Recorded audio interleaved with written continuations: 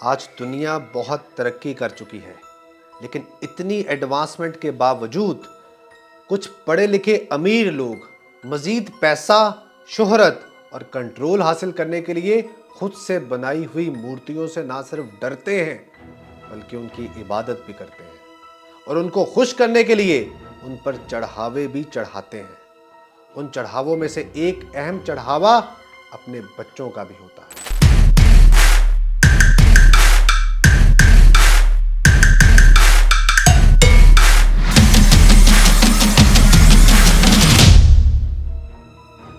Surprisingly आजकल बाल की मूर्ति का बहुत चर्चा है और इसको फेमस बनाने में मुसलमान, क्रिश्चियंस और जूस सब शामिल हैं। कोई इससे नफरत का इजहार करके इसको प्रमोट कर रहा है तो कोई इससे ताकत ड्रॉ करने के लिए इसकी नुमाइश कर रहा है, लेकिन इसकी एडवर्टाइजमेंट दोनों तरफ से बराबर हो रही है। इस सेंचुरी में बाल के बारे में डिस्कशन का बाकायदा आगाज हुआ है और इस तरह हुआ है कि चाहते ना चाहते हुए हर कोई बाल के बारे में कुछ ना कुछ जरूर जानता है। कभी कभी तो ऐसा लगता है कि शायद ये बाल की ही सोची समझी साजिश है कि इसका पैगाम किसी ना किसी तरह लोगों के सामने आ रहा है। आजकल की वीडियो गेम्स तक ऐसी आ रही हैं कि जिनमें बाल का करैक्टर है। अब कुछ देर के लिए आप इमेजिन करें कि इब्लीस कैसा होगा, तो आप सबका अपना अपना इब्लीस होगा जो आपने अपनी इमेजिनेशन में बनाया होगा। मगर बाल कैसा है ये हम सबको मालूम है। इस सेंचुरी में बाल का बाकायदा ज़हूर 2015 में उस वक्त हुआ जब आईएस के मिलिटेंट्स ने सीरिया के एक शहर पलमायरा में टेंपल ऑफ बेल को एक्सप्लोसिव्स लगाकर उड़ा दिया। ये बाल का टेंपल था और 32 एडी में रोमन एम्पायर के दौर में बनाया गया था। यूनेस्को ने इसे अ वॉर क्राइम और इंसानियत के खिलाफ एक ट्रेजेडी करार दिया। हिस्टोरियंस के लिए ये सिर्फ एक बिल्डिंग ही नहीं थी बल्कि एक फिजिकल लिंक था जो इस दुनिया को 2000 साल पुरानी सिविलाइजेशन से जोड़ता था। इस टेंपल के गिरने के बाद एक ऐसा नाम जो हजारों सालों से छुपा हुआ था वो दुनिया के सामने आ गया और वो नाम था बाल का। लेकिन इससे ज्यादा दिलचस्प बात यह है कि इंस्टीट्यूट ऑफ डिजिटल आर्कियोलॉजी ने इस टेंपल की हजारों फोटोग्राफ्स जमा की जो मुख्तलिफ टूरिस्ट ने ली हुई थी। उन पिक्चर्स की मदद से एक 3D डिजिटल मॉडल बनाया गया और फिर एडवांस्ड 3D कार्विंग मशीन्स की मदद से इस टेंपल की आर्च का रेप्लिका बनाया गया और टेंपल के गिरने के एक साल के अंदर अंदर लंदन के ट्रफलगर स्क्वायर में इसको दुनिया के सामने पेश किया गया। इसके बाद इसको दुनिया के मुख्तलिफ सिटीज में घुमाया गया जिनमें न्यूयॉर्क, फ्लोरेंस और दुबई शामिल है। इंटरनेट पे कुछ लोगों ने क्लेम किया है कि आर्च ऑफ बाल के सिंबल को दुनिया के बड़े बड़े शहरों में डिस्प्ले करना असल में बाल को दोबारा ग्लोबल स्टेज पर लाने के लिए है। इंस्टीट्यूट ऑफ डिजिटल आर्कियोलॉजी 2012 में university of Oxford, Harvard university और म्यूजियम ऑफ फ्यूचर दुबई की कोलैबोरेशन से बना और इसका मकसद ऐसे कदीम मॉन्यूमेंट्स को डिजिटली रिकंस्ट्रक्ट और प्रिजर्व करना है जो वॉर, नेचुरल डिजास्टर या टाइम की वजह से खराब हो जाए। मगर इस इंस्टीट्यूशन के बनने के बाद कई ऐसे टेंपल्स और मॉस्क्स हैं जो टेररिस्ट की वजह से डिस्ट्रॉय हुए, मगर इनको ऐसी तवज्जो ना मिली जो आर्च ऑफ बाल को मिली। इसी तरह कहा जाता है कि रीसेंट ईरान पर इजराइल और अमेरिका का हमला भी इसी बाल की वजह से हुआ है। 11 फरवरी 2026 को ईरान के लोग सड़कों पर निकले हुए थे। इस दिन ये लोग इस्लामिक रेवोल्यूशन की 47th एनिवर्सरी मना रहे थे, मगर उन्होंने एक अजीब काम किया। तेहरान के आज़ादी स्क्वायर में बाल का एक बड़ा स्टैचू खड़ा करके जला दिया गया। इन लोगों के मुताबिक बाल का सिंबल असल में वेस्टर्न और ज़ायनिस्ट पावर स्ट्रक्चर को रिप्रेजेंट करता है। इस वाक़े के चंद ही दिन बाद ईरान पर चढ़ाई कर दी गई। बाल की कहानी पावर और डर की कहानी है। बाल शुरू में कोई चीज़ नहीं थी बल्कि एक लक़ब था जिसका मतलब था मालिक या आका।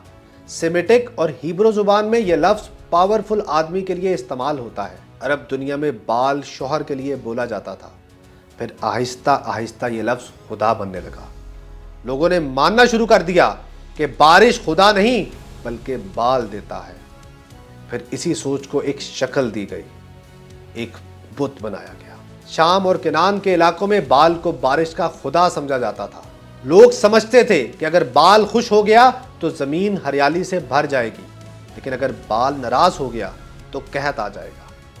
लोग बाल से डरने लगे और उसको खुश करने के लिए मुख्तलिफ किस्म की कुर्बानी देने लगे, जिनमें जानवरों की कुर्बानियों के साथ साथ अपने बच्चों को धात से बने बुतों में जलाना भी शामिल है, और बच्चों की चीखों से बचने के लिए ढोल बजाए जाते थे।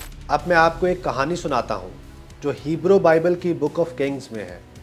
9th सेंचुरी में इजराइल का हुक्मरान था किंग अहब। उसने एक फिनिशियन शहजादी जेजेबल से शादी की। फिनिशियन सिविलाइजेशन सीरिया और लेबनान के साथ के इलाके में रहती है। जब शहजादी इजराइल की मालिका बनी तो अपने साथ अपना मजहब भी ले आई। ये शहजादी बाल की पुजारी थी। इजराइल में बाल के मंदिर बनने लगे और मुल्क में बाल की पूजा राइज हो गई। इजराइल में उस वक्त एक खुदा की इबादत की जाती थी। इजराइल में अब दो अकायद का टकराव होने लगा।